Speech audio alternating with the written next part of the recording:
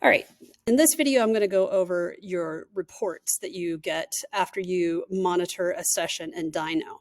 So this is a class history report that comes up as soon as you click on end monitoring of a certain class session that you've monitored for a certain amount of time. So what this is going to give you is going to give you a lot of different information.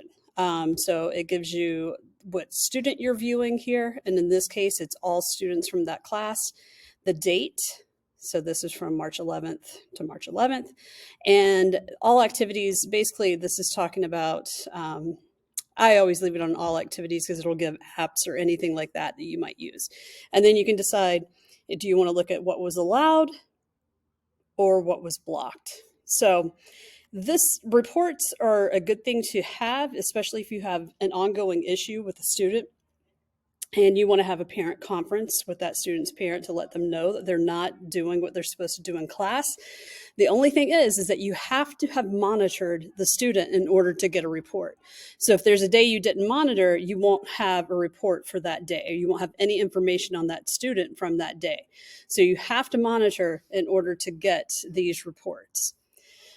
Over here where it says student, right now it's selected all students. I could click on this drop down and it will show me all the students from that class period. I could select one student and then this information would change, showing me only what that one student went to view.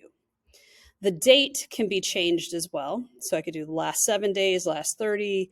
I can do a custom range where I can select a date, a start date. Say I go from January 2nd to February 29th, you'll notice that there are some like light blue ones here. Those are days I did not monitor. The purple are days that I monitored. So if I were to apply this custom range, the only information I'm going to get is from these days that are in purple. So that's something you want to keep in mind.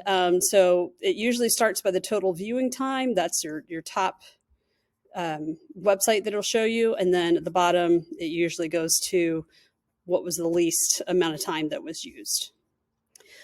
If I click on this right here, I'm not going to because I don't want to show student names, but if I were to click on that, it would show me every student that went to this website.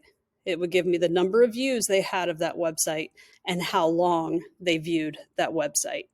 So that way I could print this out if I wanted to and give it to a parent at a parent conference. That would work out great. They could see everything. Like I said, you can select the student and you can select a date range. I would leave it at all activities and I would just leave it at allowed. There's no need to see what was blocked, but I would leave it at allowed, because if there's something you didn't block, like all these different games and stuff that they're able to go to, then you're able to see that. Okay, I hope that's helpful.